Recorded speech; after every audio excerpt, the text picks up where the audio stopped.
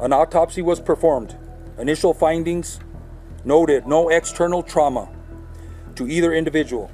The manner and cause of death has not been determined. Our community lost a giant, and I lost a dear friend, Gene Hackman. Rest in peace, my friend. Shockwaves spread through Hollywood when two-time Oscar winner Gene Hackman, 95, and his wife Betsy Arakawa, 65, were found dead in their Santa Fe home.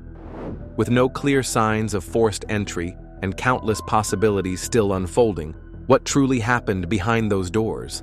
And how did both suffer such a tragic end at once? The discovery of bodies and the chaotic aftermath. The recent discovery of Gene Hackman and his wife, Betsy Arakawa's bodies in their Santa Fe home has generated a wave of questions and concern. Authorities were first alerted on February 26, 2025, when maintenance workers grew worried after going several days without hearing from the couple. These workers arrived on the property and noticed the front door was open, which they found odd given the family's usual preference for privacy and secure living. Upon looking inside, they noticed Hackman, 95, on the floor near the kitchen. They immediately called 911, fearing the worst. I have no idea. I'm not inside the house. It's closed. It's locked. I can't go in. But I see them. She's laying down on the floor from the window. Deputies from the Santa Fe County Sheriff's Office arrived soon after and discovered Arakawa, 65, on the bathroom floor, unresponsive. The absence of a response from both individuals, combined with the uncharacteristically open front door, raised immediate alarms.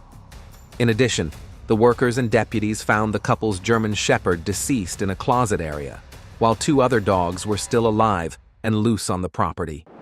Early statements from law enforcement included initial uncertainty about potential carbon monoxide poisoning because discovering multiple bodies without clear trauma often triggers tests for environmental hazards.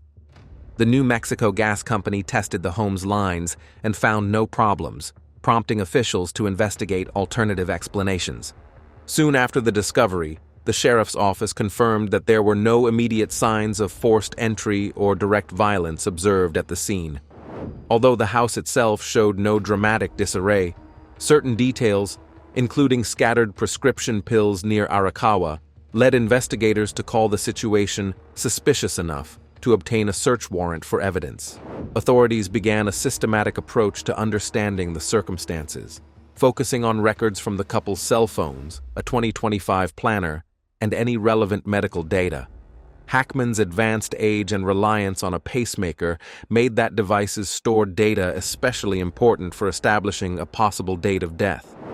While the pace of news updates about this case has been measured, several public statements have confirmed that toxicology reports, phone data, and the pacemaker's logs are central to the official inquiry.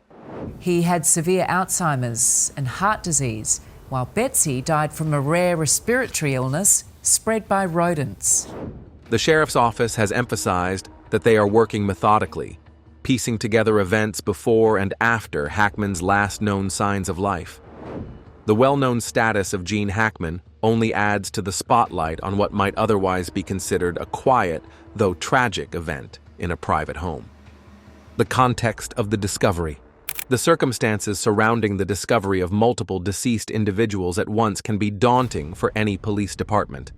In Hackman's case, authorities revealed that the bodies showed signs of decomposition, which implied that passing time had made the scene more complicated to assess. Prolonged exposure to the elements inside the home complicated standard procedures like temperature readings or basic forensic sampling. Maintenance workers had grown worried precisely because no one had addressed routine house concerns, and repeated attempts to contact the couple had failed. This gap between the likely dates of death and the discovery date drove investigators to consider everything from environmental hazards to pre-existing illnesses. Upon entry, deputies also took note of the location of each individual. Hackman was found near the kitchen, while Arakawa was discovered on the bathroom floor. Investigators indicated that there did not appear to be obvious injuries on either body. Outward physical damage, such as bruising or lacerations, was not visible. Moreover, The presence of the deceased German Shepherd in a closet suggested that something unusual had occurred. The couple's other 2 dogs appeared unharmed and were eventually handed over to the family through the local animal control division. Because the front door was wide open and no one knew how long it had been in that state, officials immediately had to consider possible outside involvement. The house itself did not show signs of forced entry or ransacking, which might ordinarily indicate a robbery or assault. Nonetheless, the unexplained nature of how both individuals succumbed at roughly the same time triggered the prompt issuance of a search warrant to allow investigators to inspect the home in detail. On the investigation into the suspicious death of Gene Hackman and his wife, officials appearing to rule out one possible explanation for what happened at the couple's New Mexico home. One early suspicion in such scenarios is carbon monoxide poisoning, especially when more than one person has died under the same roof without visible injuries. Accordingly, the New Mexico Gas Company tested for gas leaks and carbon monoxide levels, but these tests returned negative results. This outcome removed that common explanation from consideration. With no additional immediate environmental causes, investigators turned next to any medical or circumstantial factors, hoping to piece together a timeline based on phone records and physical evidence like prescription bottles. The findings at the scene. Although no hard signs of a break-in were reported, deputies took note of details that could influence how they interpret the deaths. Scattered prescription pills near Betsy Arakawa's body highlighted the possibility of a medication-related cause, whether through misuse, accident, or another reason. The dog found dead in a closet was an especially puzzling element.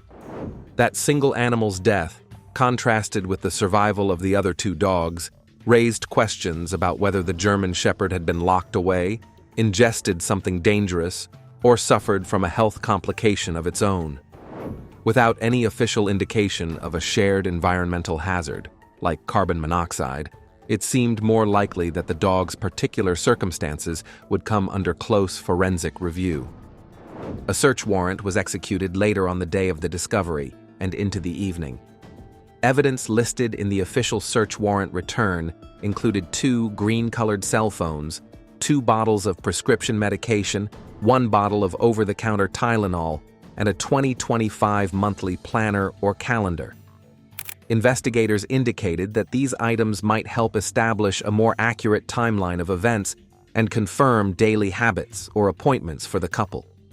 The mention of medication in the search warrant underscores the significance of any drugs that may have been used or misused prior to death.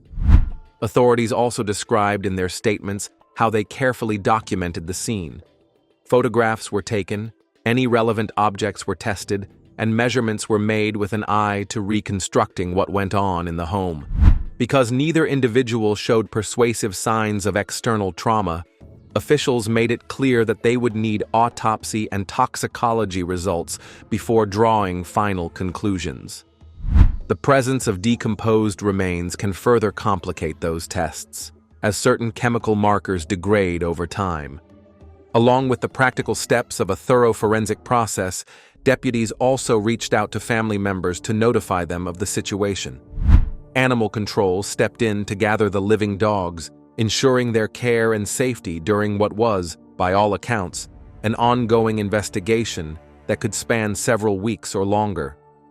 By the next morning, county officials had transported the bodies to the Office of the Medical Investigator, OMI, for closer medical examination. In the early hours of Thursday, February 27, 2025, Mr. Hackman and Ms. Arakawa were transported to the Office of the Medical Investigator. The role of medical evaluation. In any unexplained death, an autopsy is necessary to identify signs of trauma or illness, detect hidden injuries, and pinpoint or rule out substances in the body. Early findings from the OMI indicated no external trauma to either Hackman or Arakawa. That information, though, represents just a fraction of what an autopsy can reveal. An autopsy was performed. Initial findings noted no external trauma to either individual. The manner and cause of death has not been determined. Even without surface injuries, forensic pathologists use internal examinations, specialized scans, and extensive toxicology testing to check for internal hemorrhages, organ damage, or evidence of diseases that might not be apparent to an untrained eye. Deputies shared that inspectors quickly tested the couple for carbon monoxide exposure and received negative results. The pathologist from the New Mexico Office of the Medical Investigator, this was at 2:00 p.m. today. She advised that there were several tests that were submitted to be expedited. She revealed to me the following information. Both individuals tested negative for carbon monoxide. This swift test aligned with the broader environmental tests done at the house, reinforcing the conclusion that the cause of death was not CO poisoning. Still, blood tests for other toxins, prescription drugs, and potential poisons can take considerably more time. Pathologists also evaluate whether there is evidence of natural disease processes, such as heart failure, stroke, or infection, that might explain sudden death. In older individuals, especially those at 95, underlying cardiac conditions can become lethal quite suddenly. Officials also disclosed that Hackman's pacemaker data pointed to a final event on February 17th, a full 9 days before the couple's bodies were discovered. An initial interrogation was conducted of Mr. Hackman's pacemaker. This revealed that his last event was recorded on February 17th, 2025. This suggests that his heart stopped or recorded its last reading on that date. While pacemakers can be quite precise in logging malfunctions or final heartbeats, it can still prove challenging to pinpoint Arakawa's exact time of death. If she passed away quickly after Hackman, that could explain why neither individual was found until the maintenance workers arrived. The possibility that any serious medical crisis occurred around mid-February is consistent with the decomposition and partial mummification observed at the scene. The OMI's report, once finalized, is expected to state a cause and manner of death for both individuals.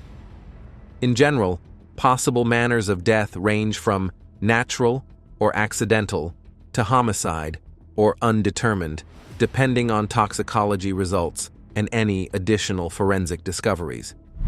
Until that final conclusion is reached, the Sheriff's Department treats the case with an open mind, searching through digital evidence and combing through the items seized in the search warrant. Digital evidence and timelines. Modern investigations rely heavily on digital footprints. In this case, both Gene Hackman and Betsy Arakawa owned cell phones that law enforcement collected from the home. Investigators look to phone call logs, text messages, location services, installed apps, and even time-stamped photos for clarity about the couple's final days. If either phone was active after February 17th, it may reveal that Arakawa survived at least some period of time after Hackman's pacemaker stopped sending data. Conversely, if neither phone showed activity past that date, it could indicate they died close together. Additionally, phone data can shine a light on the couple's social interactions, including missed calls or unread texts from worried family, friends, or services.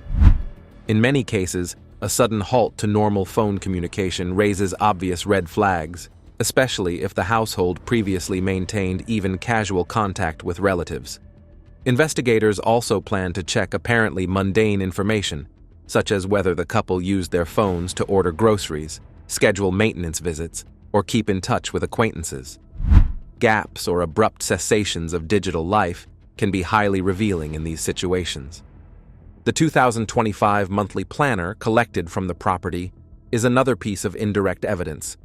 It could contain details about upcoming medical appointments, social engagements, or planned travel, any of which might help law enforcement fill in the days prior to mid-February. If the planner indicates that Hackman and Arakawa had a routine doctor's visit or were due for a prescription refill, investigators might look for clues in pharmacy records or the doctor's office. Each step is part of a broader push to build what the sheriff's office called a reverse timeline, working backward to approximate what happened in the days between Hackman's likely date of death and when their bodies were found. In a press briefing, the sheriff acknowledged that piecing together events in reverse can be substantially more challenging.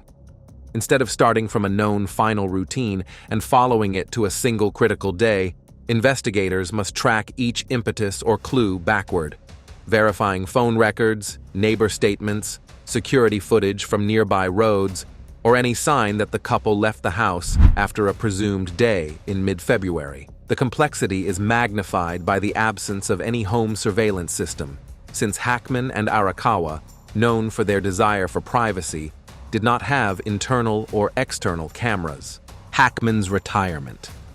While Hackman was a celebrated star admired by peers and fans alike, those who knew him in recent years described him as a quiet individual who valued privacy and spent time with his wife, Betsy Arakawa. Reports indicate that, as he aged, he used a cane and often relied on Arakawa for support, especially when walking outdoors. Photos captured in public, albeit rare, showed him appearing somewhat frail. Despite stepping away from the limelight, his contributions to cinema and the memories from his classic roles ensured that he remained in the public consciousness. When news of the couple's tragic discovery emerged, Hello there. Within the last hour, the authorities in Los Angeles have been giving more details about their investigation into the deaths of the actor Gene Hackman and his wife, Betsy Arakawa. it naturally sparked widespread sadness among fans, colleagues, and friends. Alongside his film persona, Hackman was often credited with having a friendly, unpretentious energy. People in the Santa Fe area occasionally spotted him out for coffee or quietly running errands, but he did not attend many local public events. Betsy Arakawa, known to be supportive and private as well, frequently accompanied him. Throughout these final years, they shared their home with multiple dogs, reflecting their love for animals. The death of the German Shepherd at the scene, therefore, took on an especially sorrowful note for those aware of the couple's bond with their pets.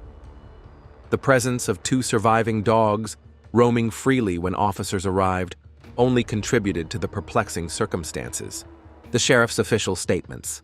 Because early headlines mistakenly suggested the cause of death might be carbon monoxide poisoning, the sheriff's office clarified that no sign of CO had been detected in the environment or in the autopsy screening. At an official press conference, law enforcement representatives described the ongoing investigation, laying out the known facts without providing unverified opinions. They acknowledged the suspicious nature of discovering two deceased individuals in the same home at the same time, especially when one was found near an open prescription bottle, and one dog was dead while the other two lived. Deputies underscored that certain items, such as the open prescription bottle, were in plain view and therefore subject to more focused scrutiny. The sheriff stated that all medication containers, whether prescription or over-the-counter, would undergo documentation and analysis to rule out accidental ingestion or other misuse. He also noted that the presence of prescription pills, combined with advanced age and potential health conditions, made it essential for the Office of the Medical Investigator to expedite certain lab tests. When asked about technology that could clarify events, such as video surveillance, law enforcement explained that the Hackmans' emphasis on privacy meant no known interior or exterior cameras were installed. This lack of visual evidence means no direct recordings exist of what transpired in the days surrounding February 17th.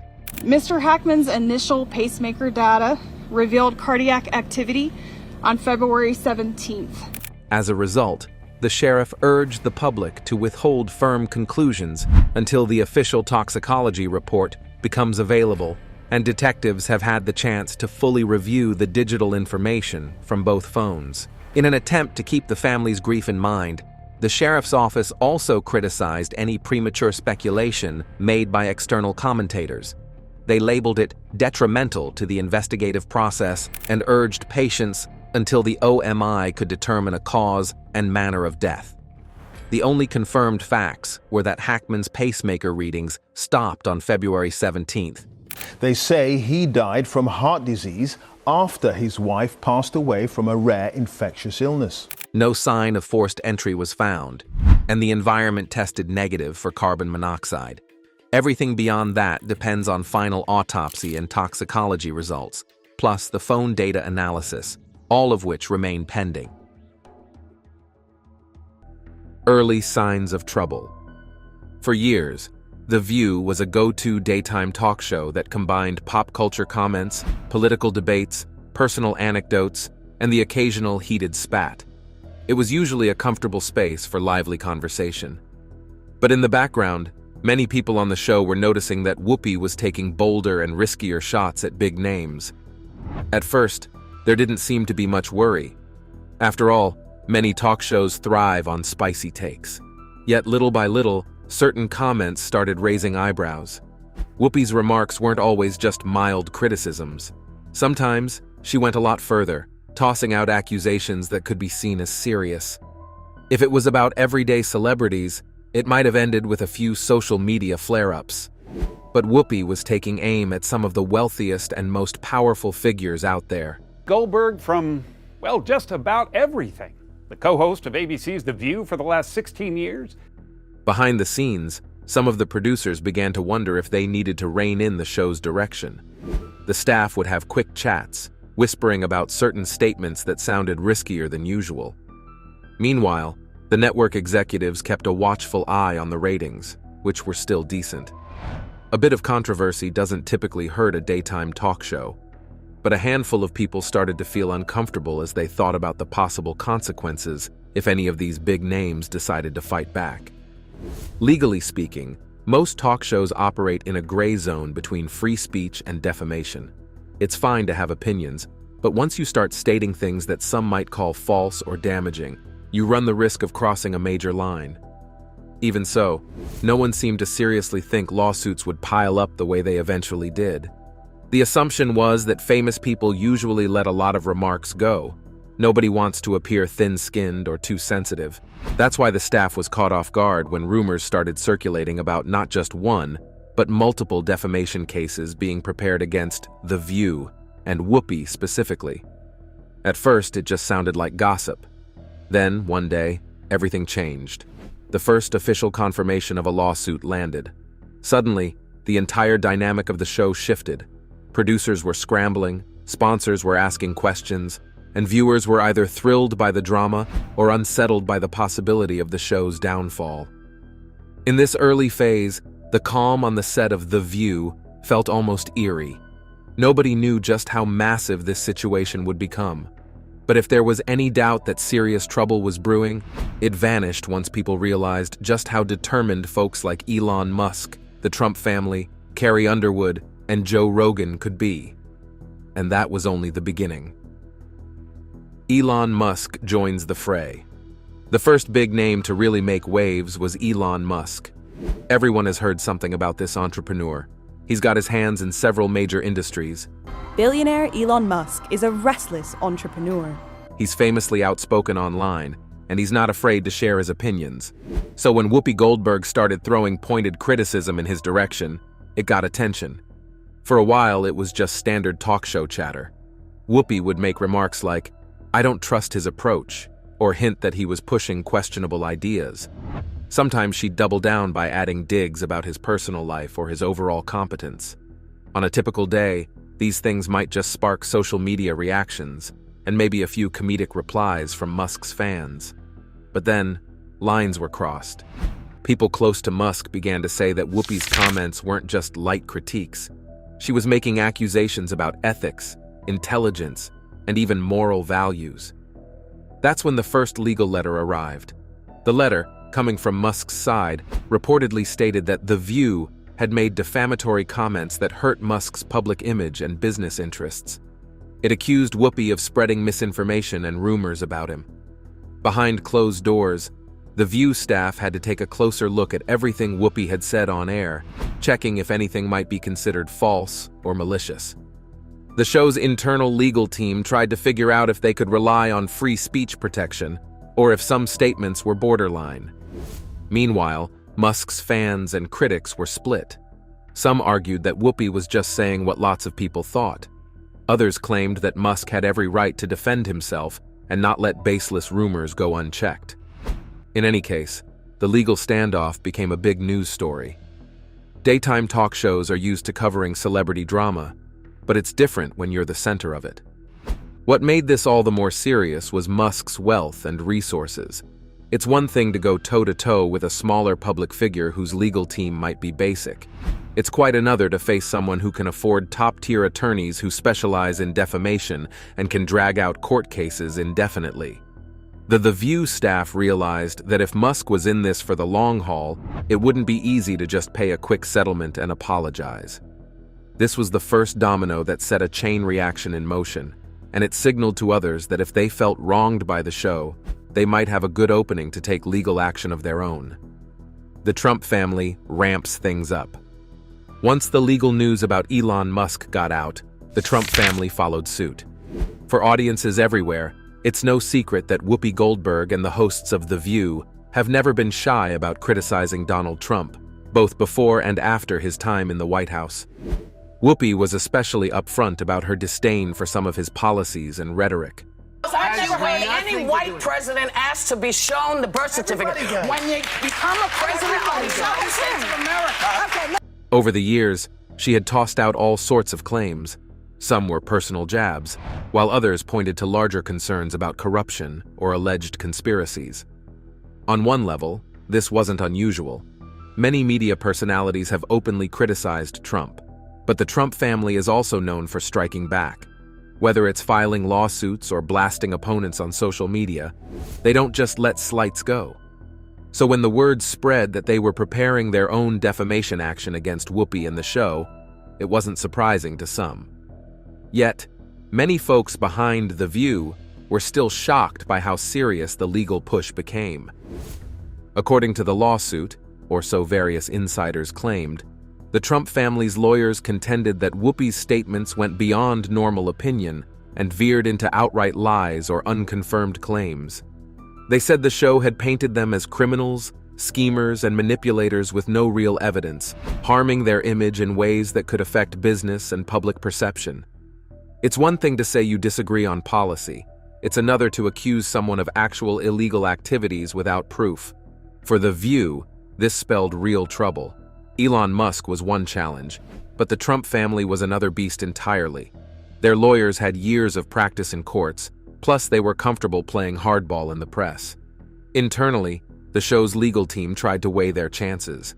Could they prove that all of Whoopi's statements were simply opinions and thus protected under free speech? Or did any cross that fuzzy line into defamation territory? The stakes were enormous, with the potential for massive financial penalties if the show or Whoopi lost. In the middle of all this, the producers started to feel cornered. Fans of The View were used to hearing Whoopi's no-holds-barred commentary about Trump, so the show couldn't just suddenly stop talking about politics. That might hurt its identity. But continuing to slam Trump while lawsuits were in play felt risky. The tension cranked up behind the scenes. Some staff members wanted to scale back, while others thought they should keep doubling down. Carrie Underwood enters the scene. While everyone was busy watching the Musk and Trump lawsuits, a surprising development arrived. Carrie Underwood, a major star in country music, stepped in with her own legal claims. Many people were puzzled when they first heard that Underwood was going after Whoopi or The View. Carrie has a reputation for being gracious and well-respected among fans, radio stations, and industry insiders. She isn't usually out there picking fights. But what triggered this legal tangle was a set of remarks Whoopi made suggesting that Carrie Underwood was involved in controlling or manipulating parts of the music business. And Carrie Underwood, if you have a problem, you register your complaint by not downloading her songs and not going to her shows. Right. Like stirring up behind-the-scenes deals, influencing awards, and shaping narratives to her advantage. A lot of fans dismissed that talk as just The View hosts speculating. Carrie, though, took it seriously. She felt that these claims attacked not only her reputation, but also the trust she'd built with her audience over the years. Carrie's team came in strong, seeking financial damages.